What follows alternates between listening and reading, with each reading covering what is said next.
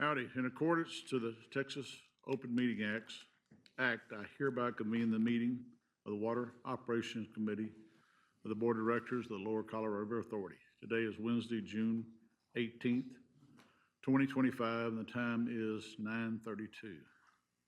The quorum is present, and the General Counsel will record each committee member who is in attendance. And by the way, howdy, good morning. Director Blanding is attending by Zoom this morning. Thank you. Good morning. We're glad to see you there because we need you. Always. I'm Always, here. always. At this time, would everyone please stand and we'll say the Pledge of Allegiance to the American and Texas flags.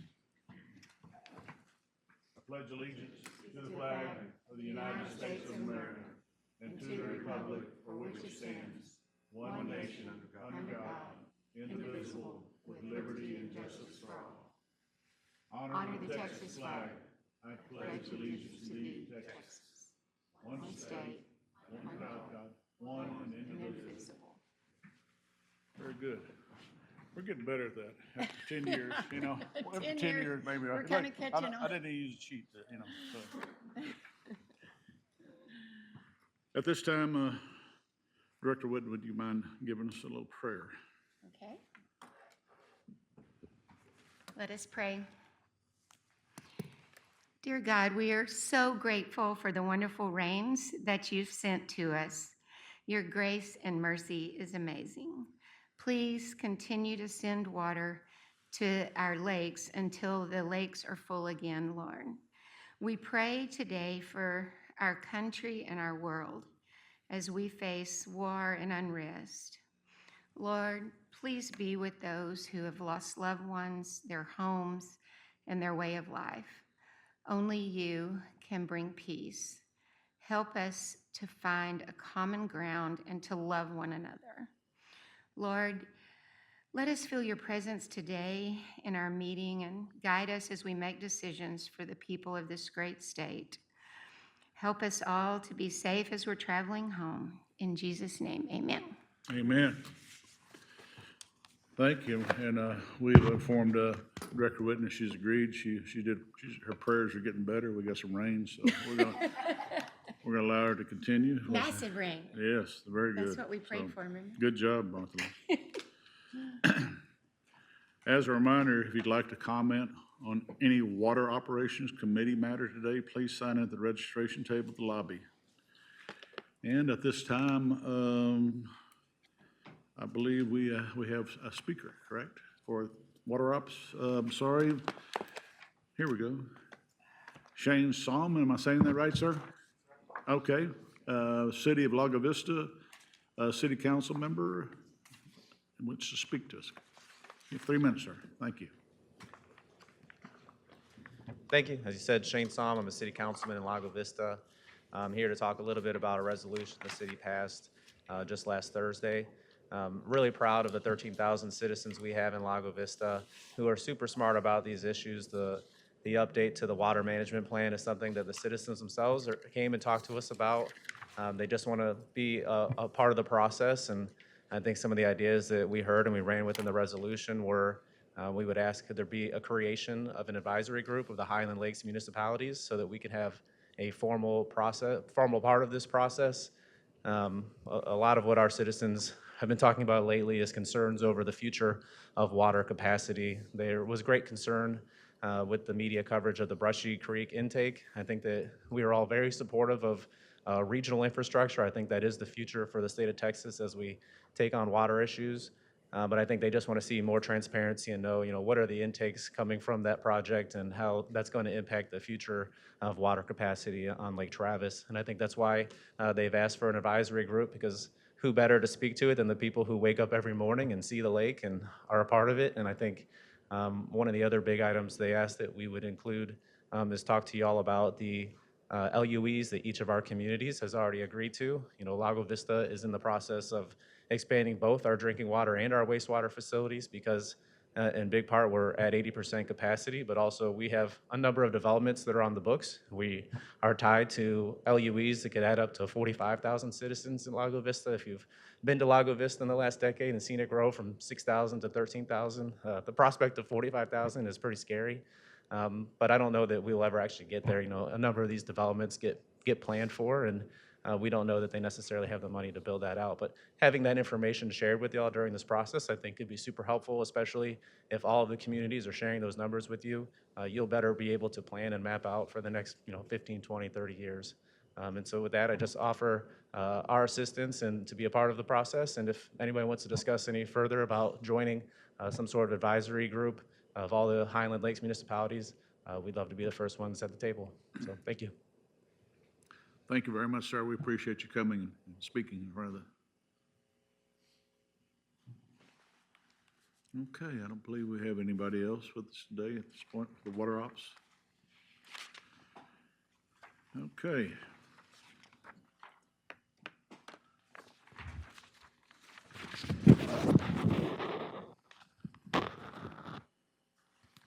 Okay, approval of the meeting minutes. The next item is approve the minutes of the last meeting. Is there a motion to approve? Make a motion. Okay, a motion. Second, Mr. Willman, Director Willman. Any further discussion, additions, corrections to the minutes? All in favor say aye. Aye. Aye. Those opposed? Motion passes. Okay. There we, up next is the basin conditions update. Brother Hoffman and your cohort there, Mr. Kelly. Yes, sir. How you doing, sir? I'm good. Good morning, Chair Cooper, board members. For the new board members, my name is Kelly Payne. I'm the Senior Vice President in charge of water operations. And over the next few slides, I will be briefing you on the conditions in the lower Colorado River Basin. So we go to the next slide. We usually start off with a U.S. drought monitor showing a comparison of the state as a whole a year ago and the state just last week. So the picture of Texas on the right side of that slide was last week on the 10th, and the slide or the picture on the left side was last year on June 11th. From last year, 48% of the state was in some sort of abnormally dry or drought, and that's the colored parts of this map. Last week, only 42% of the state was in some level of abnormally dry or drought. However, if you look at the colors, the closer to red the color gets and then into the maroon, that's the drier situation.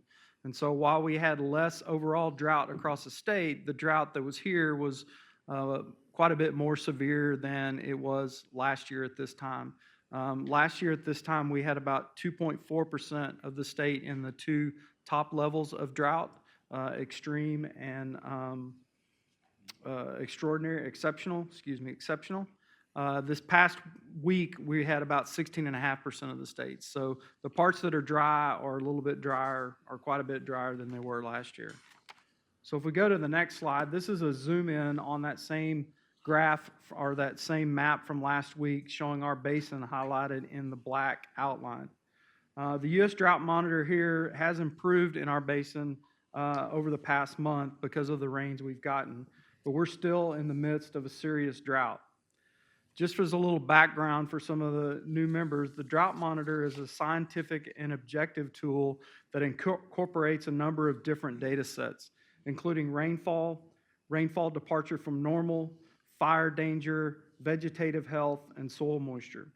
It also relies on a limited amount of hydrologic data, being stream flow, reservoir levels, and groundwater, as well as reports on drought impacts, on-the-ground observations, and local expert feedback.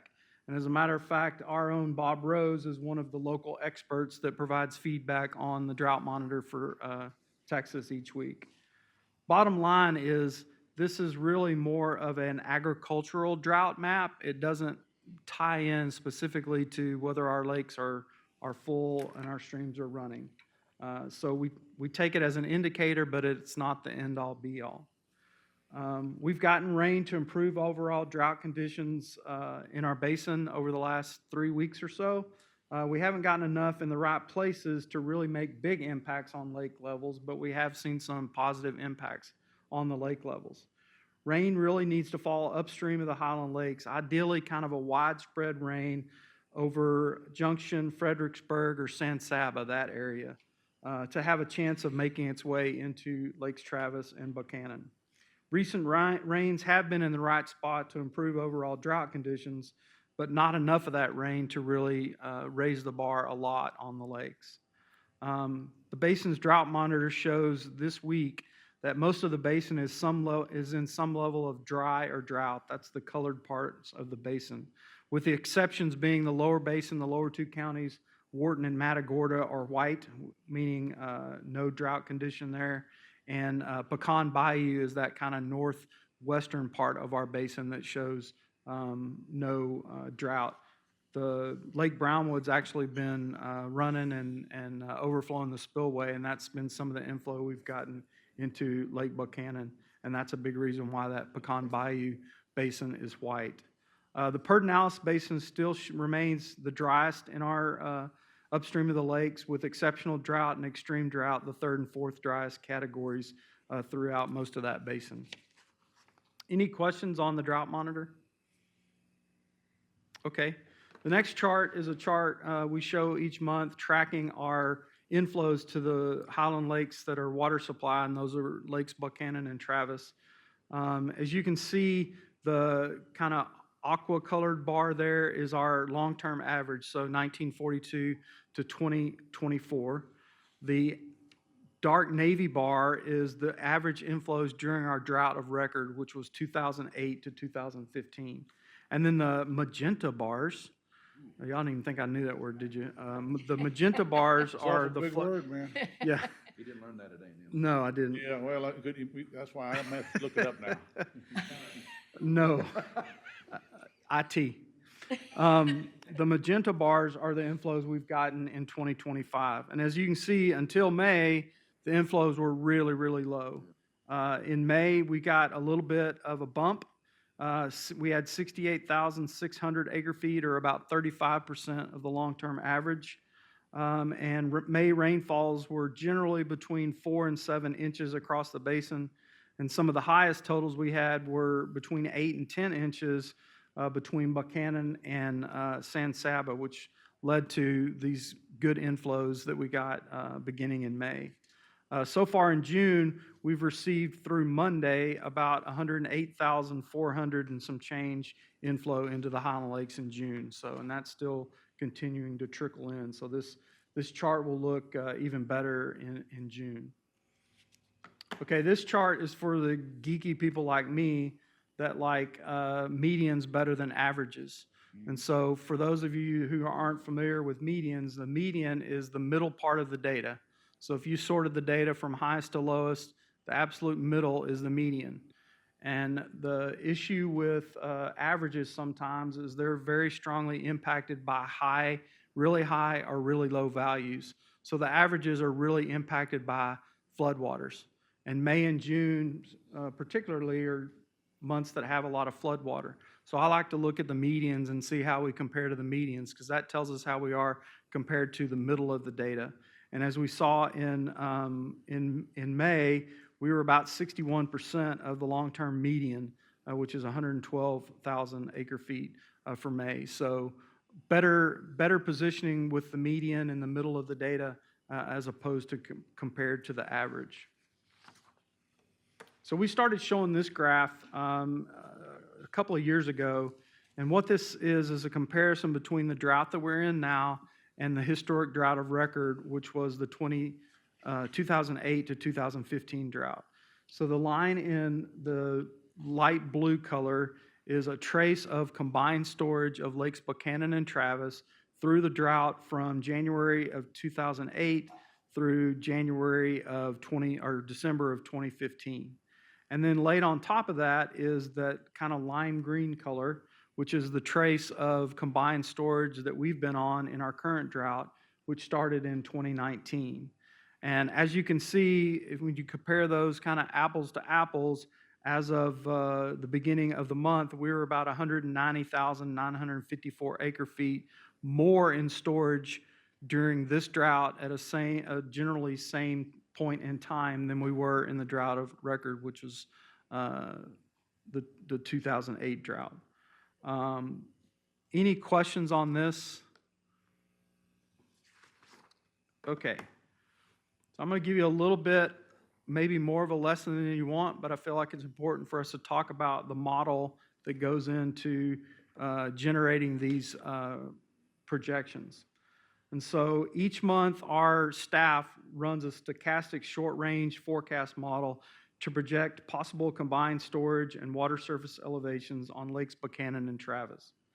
We share the model's results with you, and we also post them online on .org. So this model uses historic hydrology for our basin, near-term firm demands of our firm customers, and interruptible demands. We operate the lakes under the current water management plan operational parameters, and we have other hydrologic and weather parameters, including evaporation, and then the El Nino Southern Oscillation State, or ENSO state. Are we in El Nino, La Nina, or neutral?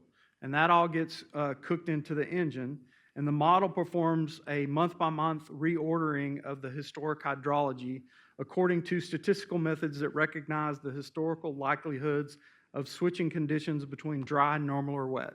So we're creating from the history a bunch more simulated historical records. And that's called the stochastic part of the model. That's using statistics to kind of come up with a what-if game on hydrology. Then the model simulates the operation of the system to meet demands and determines the monthly lake storages. That's the accounting part of the model. And we do that 2,000 times. And then when we're finished, we post-process those 2,000 runs to come up with the 6-month model forecast or projections that we show you in this graph and the following graphs on lake levels. So an example on how to read this graph in particular is if you look at the blue dashed line, that's the median expected condition. And so what that means is that 50% of the model runs that we ran ended up with a combined storages greater than that line. And 50% of the model runs we ran came up with either on that line or below that line. So that's what a median is. By contrast, if you look at that gold dash bar, which is the 90th percentile line, in this case, 90% of the simulations that we ran ended up with storages greater than that line, and 10% of the simulations we ran came up with storages either on that line or below. And so that's kind of how you read this chart. The solid purple lines that you see on this chart denote combined storage trigger volumes that will cause us to change a condition in our drought contingency plan. So currently in our drought contingency plan, we're in stage 2, and the big action in stage 2 is our customers go to once weekly outdoor watering. If our combined storage rises to above 1.1 million acre feet, that's the top purple line, then we will exit stage 2 and go to stage 1 of our DCP. If our combined storage drops below 750,000 acre feet, which is the bottom purple line there, then we will exit stage 2 and we'll go in stage 3 of our DCP. As of June 1st, as shown on this graph, our combined storage was 976,700 and some change acre feet, or about 49% full. As of this morning early, we were at 1,051,000 acre feet and 53% full. As shown on these projections, if we remain dry, i.e. that 90th or 99th percentile line, we could enter stage 3 of our DCP sometime in September. A little bit on Garwood. They're the only interruptible customer we have in operation at present. The lower river has been charged up from these rains. They took quite a bit, 3,000 acre feet of interruptible stored water, mostly in May, because the downriver got pretty dry. That's switch is flipped, and they're taking run-of-river water now. And we also continue to closely coordinate with Corpus Christi on the water available to them under their water right in our lower basin. Any questions on any of that? A lot of thick material that makes me happy. But 18,100. Yes, sir. Yes, sir. You calculate. Kelly, Yes, ma'am. Can you do the math for me really quick? But to exit stage 2, so we're at like 53% right now. Can you convert that 1.1 million to a percentage? What percentage is that? It'll be Full. right at 53 or 54. It's really close. I don't know the exact percentage, but I can get that for you. So, but we're close to it. is We're what you're close. saying. We're within 49,000 acre feet. Okay, thank you. Uh-huh. Yes, sir. Okay. So the same model that we discussed in the last chart is used to generate these lake projections. So the previous chart was showing storage. This is showing what are the lake levels like in each of the lakes, Buchanan and Travis. And so on this one for Lake Travis, as of June 1st, we were at 637.46 feet mean sea level, which is about 31 feet below the average for June. As of this morning, we were up to 638.49, or about 30 feet below the average for June. So even in just the short half a month here, we've come up about a foot in Lake Travis. Likewise, for Lake Buchanan, on June 1st, we were at 99.948, about 13, almost 14 feet below the average for June. And as of this morning, we were at 1,003.45, or about 10 feet below the average for June. So Buchanan's come up a little bit more than Travis. And then we always end with a comparison of where we were this time last year. So the comparison of storage at the beginning of June this year, bless you, compared to June of 24, we're about 117,000 acre feet less than we were in 2004 or 2024. But remember, last May was a big one for us. We got a lot of inflows in that month, and overall storage increased about 267,000 acre feet in May last year. So if you go back and look at where we were in April's, we were better off this year in April than last year, but at the end of May, we were better off last year because of the big inflows we got. Right.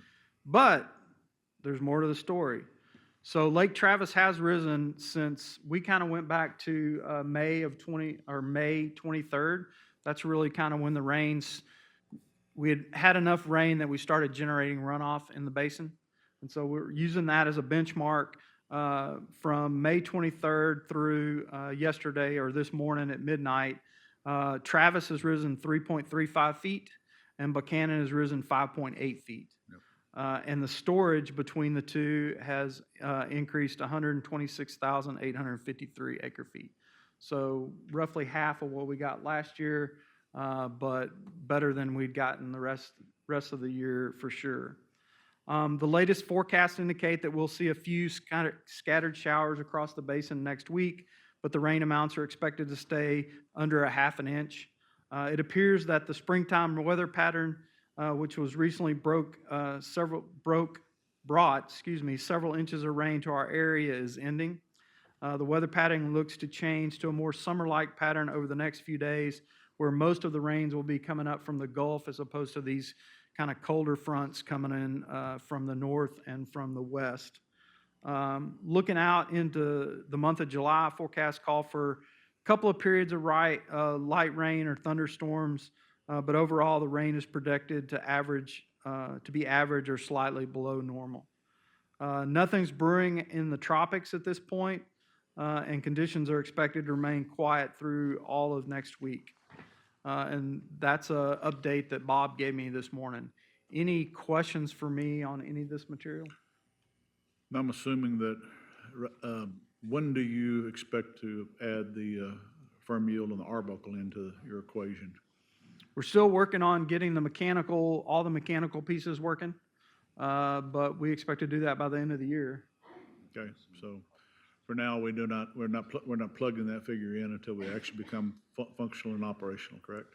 That's correct. Yeah, we have operability with the infrastructure that we've got, but we want to have full capability with all of the pump infrastructure that we've got, all the pump and flanges and stuff.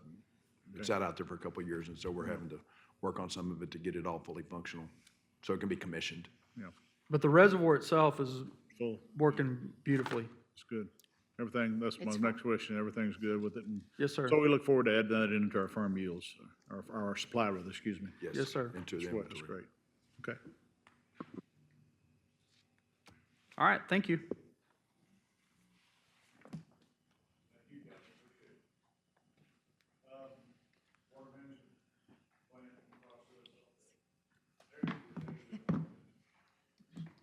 How are y'all this morning?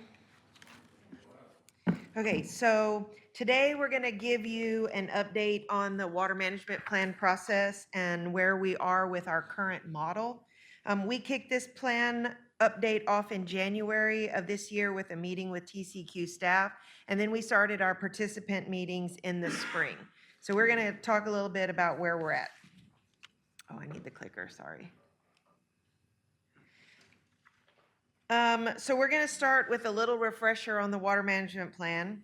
The water management plan is a state-required, state-approved plan that governs the operation of lakes, of LCRA's water supply lakes, Travis and Buchanan, to supply water to users throughout the basin. It is required by a 1988 court order that determined water rights for the Highland Lakes and the Lower Colorado River. It allows LCRA to provide interruptible water from storage for agriculture, provided that we don't impair our ability to meet the needs of our firm customers. And it helps meet the environmental needs of the Lower Colorado River and Matagorda Bay. The current plan, the 2020 plan, includes a lot of changes that were initiated through the 2015 update. And the 2020 plan was approved by TCQ in February of 2020. It used projected firm demands through 2025. It maintained a minimum combined storage of Lakes Buchanan and Travis of 600,000 acre feet through a repeat of the period of hydrology, including the drought of record. And it kept the same framework from the 2015 plan to make water available for interruptible ag and environmental flows based on the water supply conditions. And those water supply conditions are driven by the combined storage levels in Lakes Buchanan and Travis and the basin conditions as indicated by our inflows into the lakes. And the way we develop a water management plan is with a mathematical model that evaluates the ability to meet demands over an extended period of hydrologic data. We call this the water availability model, or the WAM. You know, we have to have a good acronym, so the WAM. We are updating the water management plan because our firm customer demands are increasing. So we need to see what kind of offsetting changes are needed to the water provided for our other uses. So for this update, we are looking at firm customer demands projected out to around the year 2032. And these demands will be applied over a period of historic hydrology. And that's the stream flows and evaporation we have experienced dating all the way back to 1940. As part of this update, the hydrology is being extended to add years 2017 through 2023. And the hydrology covers multiple droughts. It includes the 50s drought, the drought of record from 08 to 15, and our current drought through 2023. And the hydrology has been reviewed by TCQ and has been included in the models for this update. So here are the proposed projected demands for 2032. As you can see, the normal year firm demands are projected to increase by about 19% over the previous water management plan year 2025 projections. The majority of these increases is in the municipal manufacturing type of use. And then the high year demands are projected to increase by about 8% over the previous water management plan year 2025 projections. So again, these increases in demand is what's driving this need for the update. So starting with the 2015 water management plan, we have had a specific TCQ framework. And that framework includes making interruptible supply available based not just on combined storage, but also based on inflows to the Highland Lakes. Both ag supply and environmental flows are scaled back as water supply conditions worsen, and this is intended to protect the firm supply. And that is done while leaving a minimum combined storage in the model simulations of 600,000 acre feet. So we have some supply set aside in case we experience a drought worse than the drought of record. And with the projected increase in demands in this update, we will need to make adjustments to the supply of interruptible stored water and environmental criteria while still working within that TCEQ framework. And the modeling we developed for the 2020 Water Management Plan used the 2025 projected demands and resulted in a minimum combined storage of about 660,000 acre feet, given a repeat of the drought of record. Now, when we ran the simulation with the projected 2032 demands and the updated hydrology, but still using that 2020 framework, those policies that were in place, it resulted in a minimum combined storage of 486,000. Keep in mind, the TCQ framework requires us to stay above 600,000 acre feet. So our initial model run does not get us there. Thus, there are changes we are having to look at to meet that minimum requirement. Additionally, several of our participant groups have expressed a desire for the minimum combined storage to be higher than the required 600,000 acre feet. So I mentioned the need to stay within the TCEQ framework. We also noted that the firm demands are increasing as compared to the 2020 Water Management Plan. And so we will have to offset those firm demand increases with the incremental adjustments to water that is made available for interruptible ag and the environmental flows. So to decrease the amount of water provided during drought to interruptible ag, incremental changes can be made to the following driving parameters. There's 4. First, the maximum interruptible stored water made available to ag. Basically, that's what the maximum interruptible stored water we can provide even in a normal year. And those are identified on March 1st for the first crop and July 1st for the second crop. Second parameter is when interruptible stored water is curtailed. And this means starting curtailment of interruptible stored water at a higher level of combined storage than what we currently have. The third parameter is when less severe drought and extraordinary drought water supply conditions are initiated. And this means initiating these conditions earlier at higher levels of combined storage on March 1st and July 1st when the inflow requirements have been met. So the less severe drought curtailment curves reduce the amount of interruptible stored water made available for ag. And then no interruptible stored water is provided to ag during the extraordinary drought. And then the fourth parameter is the anytime cutoff of interruptible stored water, when that would occur. This means initiating anytime cutoffs of interruptible stored water earlier at higher combined storage levels.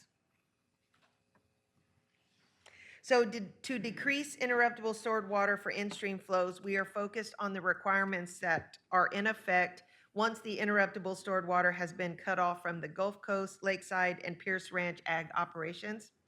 Under the 2020 Water Management Plan, when combined storage is below 900,000 acre feet, we have a reduced obligation to meet the monthly in-stream flow criteria at Wharton. And for this update, we are considering expanding that approach to also apply at Columbus and to have the criteria kick in at a higher combined storage level.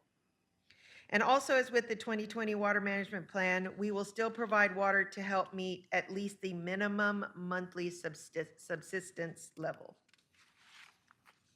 At the bay. At the bay. At Can you the talk bay. about, yeah, can you talk what that is for the root next? Yep. It's next, right? So here we go. We will also be looking at the environmental flows provided for the bay. Specifically, staff is evaluating incrementally reducing the maximum volumes that might be provided, as well as adjusting the percentage of inflows to the Highland Lakes made available to the bay. So as I mentioned, we have started our participant meetings. We have held 2 meetings, one in March, one in April. At those meetings, we presented the following topics. We talked about the demands. We talked about naturalized flows, so how they are calculated and how they are used during the modeling. And then we presented information on the water availability model, the WAM, and how it is actually used within the water management plan update process. At our next meeting with the participants, which is scheduled for June 25th, we will be presenting the initial model results at that time. All the participants, Everybody. anyone who wants to come to that meeting. So it'll be cities, South Texas Project, industrial customers, power plant guys, our interruptible customers, Yep. local officials. So it's not surprising that the increased firm demands and the updated hydrology are presenting challenges in achieving the basic requirements of the water management plan of meeting the firm demands without shortage while still maintaining a minimum combined storage above 600,000 acre feet during the plan period, so 1940 to 2023. And these challenges are complicated by the fact that the levers we have to achieve our goals are limited and focused on the interruptible component of the water we supply from the Highland Lakes. It's the challenge inherent in providing interruptible water from storage. And as the participant process continues, we will be working with our diverse basin interests to achieve these plan requirements while still providing interruptible stored water for downstream irrigation and the environment. And we're happy to answer any questions because I know that was a lot. The short version of this is we're at the point now in the process where those firm demands have been updated, and that's a primary driver along with the hydrology. And Monica's really stressing for y'all the idea that there is a very limited number of levers that you can pull to be able to solve your problem. The primary driver is you got to be able to meet those revised firm demands through the period in your plan without shortage. And to do all that, you also have to keep you can never drop below 600,000 acre feet in terms of the framework. And so reductions in interruptible availability, when you can get it, and how much you can get, or along with that side for the environment is really the drivers that you have to affect. And that's where we'll be. Yeah. Environmental. That's it. I have a couple of questions. That's it. And Kelly went through it as far as, and appreciate you explaining media and everyone. How does the fact, I'm on the Texas Water Development Region P, and they still continue to use simply the drought of record of the 50s in their modeling, and the modeling that we're doing. Whereby I like the fact that we're taking the 50s, the 2008-15, and now the current, and actually taking the median and using that as a process. Does anything else in TCEQ recognizes that, correct? Yes. Yes. How does any of that between the 3 different entities, which is, in this state, it seems like we're trying to figure out who does what, but I don't mean to say it wrong, but how does the fact that Texas Water Development Board uses a different So model? in our basin for Region K, we actually use 08 to 15 as the drought of record. So Okay. all of our modeling that's put into the regional water plan for our basin is different than other basins. Well, I've asked the people from Texas Water Development Board that exactly what you said, and they said no. No, Yeah. if They you said look, they use the 50s. it is, but if you look at the modeling for our basin that goes into the plan, it uses Yeah. 08 to 15. Well, I It bring it up actually- only because it needs to be clarified, because it can skew the model. Well, it highlights the fact that there's a lot of river basins in the state of Texas that are operating off of water availability models whose data sets only go through the 90s. Right. And they don't know if they have a drought that's worse than the drought of the 1950s because they haven't put the 2011 drought in. Right. And because we have to update our water management plan so frequently, and updating our firm yield model is a part of the water management plan process, we've updated our plan. Our plan with this update will go through 2023. Right. So I think maybe other than the Brazos River system, we're probably the most up-to-date water availability model in the state. Second thing I saw was the fact that, on Kelly's slides too, I started asking, that's why I forgot, but it is relevant, that even in the wettest conditions, we won't get back to the 1.3 trigger as far as interruptible water anytime in the near future. Is that trigger gonna be lowered, or what are we looking at as far as that goes? And I say that except for, hopefully, I hate being on the Gulf Coast, hoping we don't get a hurricane, but we need one to come in the right place and make a right hook into up here. Right now, the stochastic projection doesn't have us within that window, that limited window being above 1.3 million acre feet. The other question I have is like down in our area, when we talk about flows to the bays and estuaries and things, why doesn't, why doesn't things like Caney Creek and the Tres Palacios come into play as far as monitoring? If it's in our basin, if there's no rights, I know there's a right on the Tres Palacios not being used, but at the same time, those flows wind up in the same bays and estuaries that the Colorado does, so. Yeah, the Tres Palacios is much west of the area that we consider for basically the tidal, the estuary part of the Colorado River system. So you got West Bay and East Bay. And really, I think historically it's been very focused at just where it comes, where the river comes into the bay system.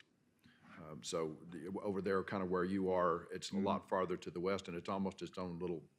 Yeah, but I ain't talking ecosystem. about the Cronkaway where I'm at on my side, but the Right. Tres Palacios, comes right into the, Palacios, of course, into Palacios. And let me be clear too. Right now, we're not considering those threshold levels for bay inflows at 15,000 acre feet, a minimum of 15,000 acre feet of lifeline flows. We're not talking about changing those. Okay. Well, I still think it's a good question, but at the same time, it's all part of our basin, and if it's not, I just didn't know if it was accounted for or not, so. Yeah. Okay. I think Director Kelly, you asked a question a moment ago, and I think it's worth unpacking, and I think you honed in exactly. What is the water management plan?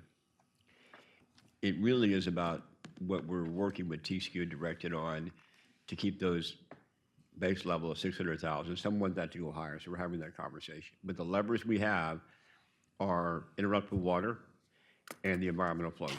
It's not about things that are not interruptible water. I think we have to have a very strong understanding when you're walking the water management plan. We have firm contracts with customers who have an obligation both in reserve or real time. And so we have to honor those contracts, and we're going to do that because that's the lifeblood of how we operate as a reservoir that goes up and down. But our levers are very limited, and that's what the water management plan is about. It's not about how high the lake can be for aesthetic purposes or recreation or how beautiful it is. We all love that. It's really about how do we meet those firm obligations to provide water to our customers they've signed up for and paid for. And so that's the conversation we're going to have, along with where do you keep that lake level where it needs to be for that firm obligation into the future, whether it's 600,000 or higher, which is a conversation around that to ensure you have water for firm customers into the future. And so to echo what John and Monica said, and what your question was, Director Kelly, is what are your levers? It's the interruptible water, and it's the level of environmental flows above the 15,000 we're talking about to meet that. And then we try to be creative with you all in the future on finding new supply as we go forward with that.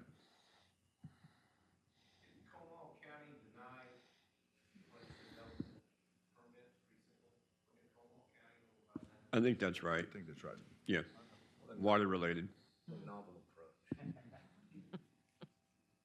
Where is the June 25th meeting being held? Redbud, across the street. Is TCEQ attending that? Yes, they do. Okay. We get we- Parks and Wildlife and TCEQ. Yes. And we welcome, in addition to the agencies, we have a large stakeholder group that we've been working with for a long time and welcome their participation, whether cities, municipalities, counties, interested parties, private citizens, whoever wants to come. We love to have them be there for their understanding and their contribution.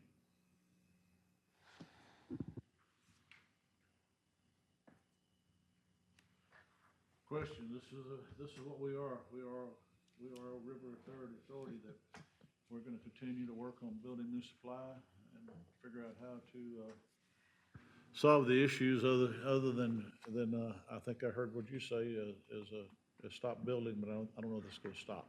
So water runs uphill to money, so we gotta figure out how to make that work. Figure out where we're gonna get it. maybe Aiden will loan us some money, loan us some money and some water. Yeah, there we go, yeah. We'll pick on you later, Aiden. No, and Mark will get his too, and then down there. In all seriousness, this is I want to say that I really applaud the efforts of Monica and John and Kelly, all of your team. I know this, one of the things that I was asked 10 years ago when I was grilled by Senator Birdwell about, Phil and I were, about my confirmation was how that we remain focused on water, because that's what we are. We're a different animal. We have to go out and make our money in order to do what we need to do through transmission and energy. It's not through water sales, and probably never will be as long as people want a cheap water supply.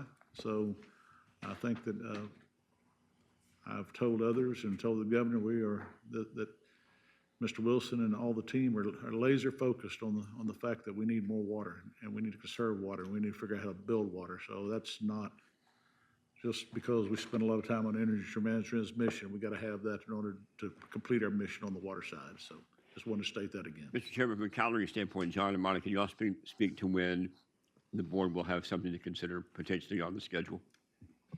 So we have a couple of more participant meetings planned through the summer and into the early fall. And the current plan, the current schedule is to bring to you guys the water management plan, what we plan to lay out in October. And then pending any other changes, then we have to write the whole water management plan and then get it submitted to TCEQ next year, summertime probably. But we're not next year. anticipating a vote until after the first of the year on the plan from y'all. So it would be a briefings late fall to catch you up on where we are with the stakeholder groups and with the participants in a process, and basically outline where we are in the process. And then in terms of formally coming to you for a decision on it, it would be after the first of the year. And then there's a whole lot of work that goes into taking this framework and the conceptual piece of it and turning it into an actual application, which is, it's treated by TCEQ as an application for an amendment to our water rights. And it's treated as an application for an amendment to our water rights with notice to all of our basin interests and opportunity for a contested case hearing. Well, we look forward to hearing about that further. Any other questions, comments? Leo, do we have a need for a executive session? We don't. Okay. If there are no more questions, Monica, thank you, and John, and Kelly, thank you for your hard work. And if there are no more items to come before the committee today, hearing this meeting is adjourned at 10:20. Thank you.